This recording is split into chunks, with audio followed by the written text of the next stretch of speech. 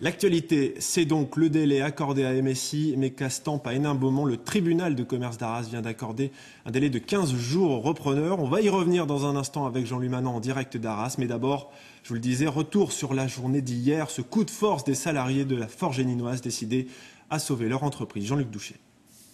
Des feux de palettes devant l'usine, comme un signal de détresse pour les 136 salariés de MSI. Une entreprise au bord de la liquidation, symbole d'une industrie régionale. Hier soir, l'inquiétude était sur tous les visages. J'aurais du mal à comprendre en tant qu'élu régional, élu local, qu'on n'arrive pas donc en fait à faire débloquer cet argent alors que les banques ont de l'argent aujourd'hui. Il manque 300 000 € pour boucler le projet de reprise. Dans la soirée, le dossier devient politique. Rassemblés dans les ateliers, les salariés reçoivent la visite de la présidente du Front National. Ce sont les politiques les responsables. Le politique n'est pas capable d'exiger d'une banque qu'elle investisse dans l'économie réelle, encore une fois de manière absolument minime, alors même qu'on les a renfloués massivement il y a quelques mois. MSI, une entreprise implantée à Hénin-Beaumont depuis le 19e siècle. L'usine de forge travaille pour Caterpillar, Fenwick, le ferroviaire allemand ou la SNCF. La SNCF qui dit accorder une avance de 200 000 €. Le projet de reprise nécessite un budget de 4,5 millions.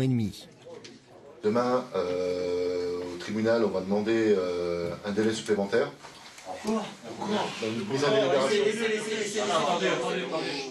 Une mise en délibération. Pourquoi juste quelques jours pour laisser le temps au cabinet du ministre de trouver les financements nécessaires et il les trouvera d'une façon pérenne en plus. C'est-à-dire que ça ne va pas être un petit truc, quoi.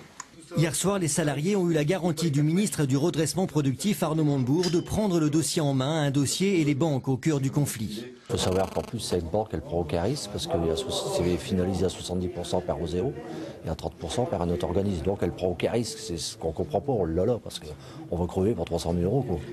Alors que la banque elle prend au caris, on met sur notre tête, quoi. Je sais pas, je comprends pas. Le projet de reprise concernerait 46 personnes avec d'autres perspectives d'embauche dans les mois à venir. Ce matin à Arras, c'est l'avenir d'une des dernières forges de France qui est en jeu.